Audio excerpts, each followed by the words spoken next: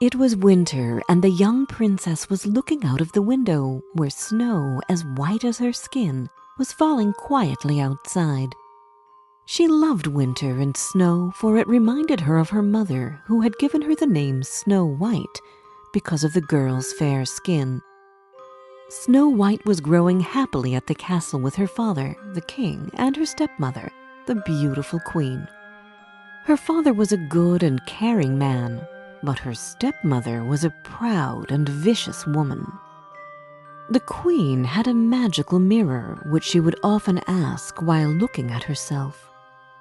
"Mirror, mirror on the wall, who's the fairest of them all?" And the mirror would always reply in the same way. "You, my queen, are the most beautiful among them all." The mirror was not only magical, but it was also very honest, and it would always tell the truth. And the queen loved hearing that she was the most beautiful in the world. But Snow White grew, and her beauty blossomed. One day, when the queen asked her mirror who was the fairest of them all, she received an unexpected and very unwanted answer. "Snow White, my queen, is the most beautiful among them all." The news struck the queen, but after the initial shock, she decided to solve the problem. Her plan was as cruel as her heart. The vicious woman called her guard and ordered him to take the girl to the woods, kill her, and take the heart back to her as a proof. The guard took Snow White to the woods, following the queen's orders. He was a brave warrior and an honest man, but he was not cruel. When they went far enough, the guard told her to run away. His good heart just didn't let him kill Snow White. On his way to the castle, the guard killed a wild pig and took its heart to show the queen. Happy to hear that Snow White was dead, she hurried to her mirror and asked, "Mirror, mirror on the wall, who's the fairest of them all?" "Snow White, my queen, is the loveliest among them all." Saying that, the mirror showed Her Majesty that the girl was still alive. That Snow White's stepmother was vain and vicious was well known. However, no one knew that the queen was capable of certain magic too. So when she heard the news, she waited no more, but decided to kill Snow White on her own. At the time, Snow White wandered alone in the woods until she came to a small cottage. It looked so unreal with its tiny windows and small door and chimney. "I wonder who lives there," Snow White said to herself, and entered the house. Inside, everything was just as small as the house itself. The table was set for 7 people, and Snow White was hungry. Therefore, she decided to have a bite of each meal and a sip of each cup so that she didn't leave anyone without a meal. When she was done eating, Snow White went to the bedroom and tried a couple of beds before she fell asleep on one of them. It was not long before the house owners got home. They were 7 dwarves who worked in the mines every day. What a surprise it was for them to find someone entered their house and was now sleeping on one of the beds. The dwarves let her sleep. When she woke up, Snow White told them her story. When they heard all that she had to tell, the dwarves gathered for a meeting. They decided to let her stay and live with them.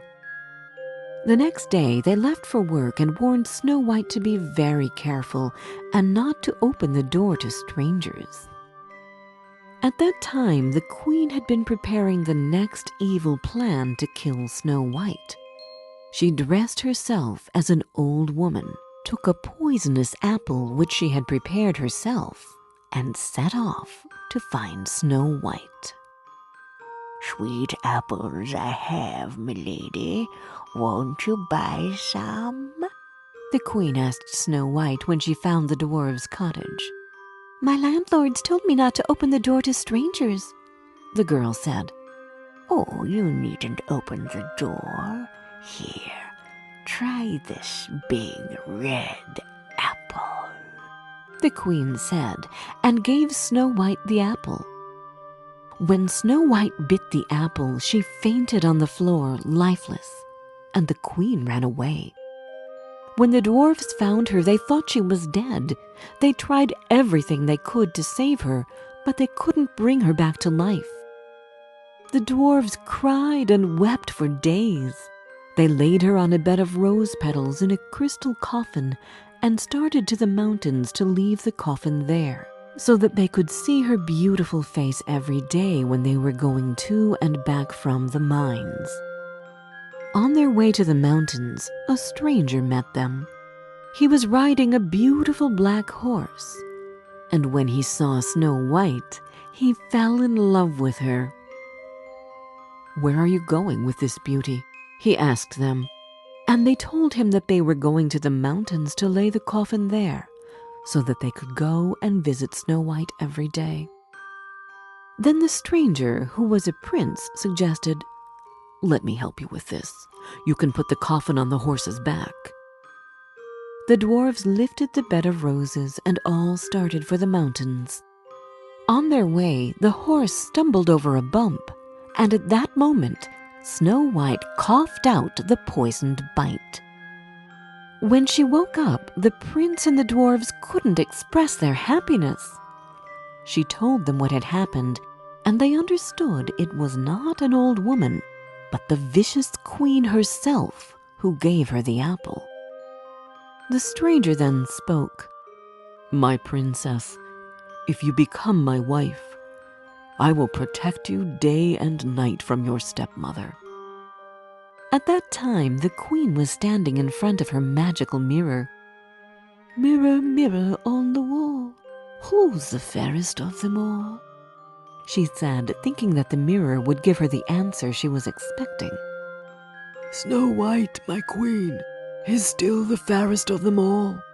She survived your poison, and she is getting married to a prince who saved her." The queen couldn't bear the news and died.